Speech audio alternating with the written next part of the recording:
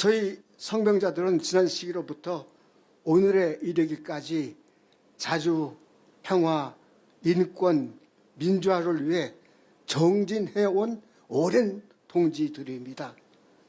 이제 인생의 마지막을 살고 있는 저희, 피토하는 심정으로 미국과 미국 대통령 후보에게 요구합니다. 우리 요구를 진중히 받아주기 바랍니다. 다시 참석하신 기자 여러분께 감사드립니다. 고맙습니다.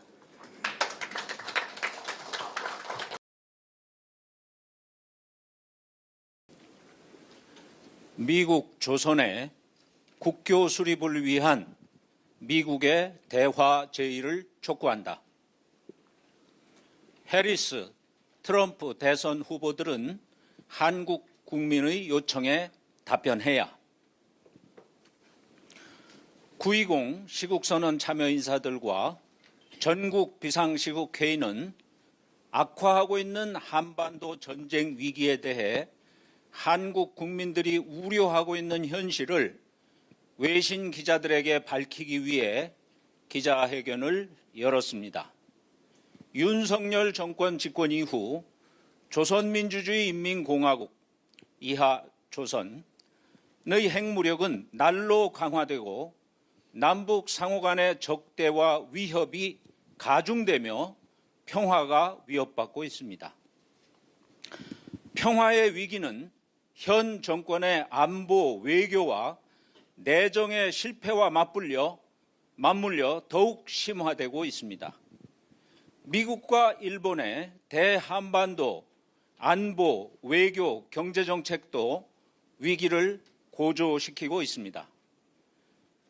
한일 사이의 과거사 문제의 정의로운 해결에 기초하지 않은 윤석열 정권의 노골적인 친일 정책은 지역, 세대, 계층, 성별과 보수, 진보를 가리지 않고 국민적 저항을 불러오고 있습니다.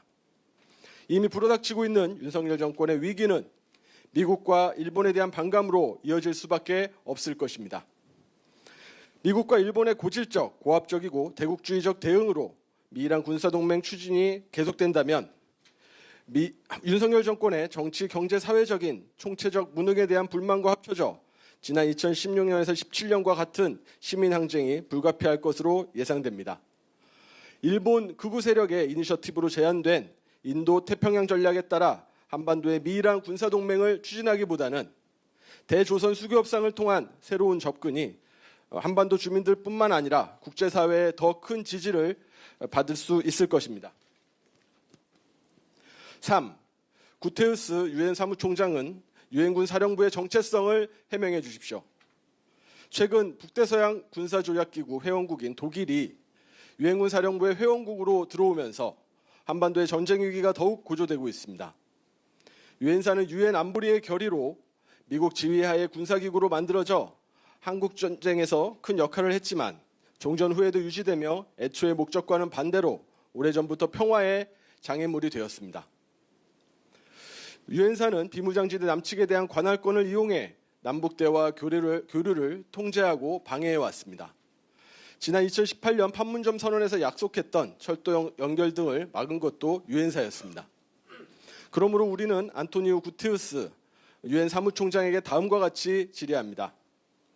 첫째, 유엔군 사령부는 유엔 산하의 기구입니까? 아니면 미국과 그 구성원들의 자율적인 기구입니까?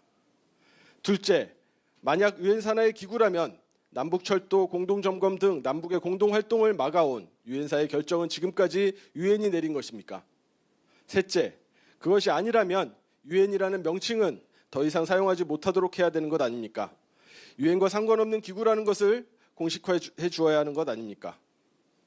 유엔은 지금이라도 세계 평화라는 설립 목적에 맞게 군사기구 유엔사를 해체하고 평화협상의 주선에 나서 주십시오. 우리는 한반도의 평화를 위해 해체되어야 할 유엔사가 도리어 강화되는 현실에 깊이 우려합니다. 한반도는 지난 시기 냉전의 가장 큰 피해자였고 분단 대결 상황에서 다시 미국과 중국, 새로운 동방과 서방의 지정학적 대립의 위험한 화약고가 되어가고 있습니다. 그래서는 안 된다는 우리의 절실한 염원을 밝힙니다.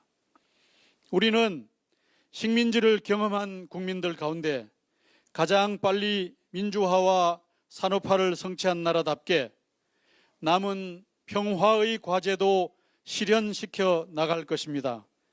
평화를 실현하는 투쟁에도 나설 것입니다.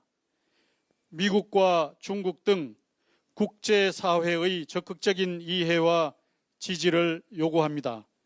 2024년 10월 14일 9.20 시국선언 참여 인사들과 전국 비상시국회의 함께. 이상입니다. 네, 감사합니다. 예, 이상으로 미국의 대한반도 정책 전환을 촉구하는 각계 원로들의 기자회견을 마치도록 하겠습니다.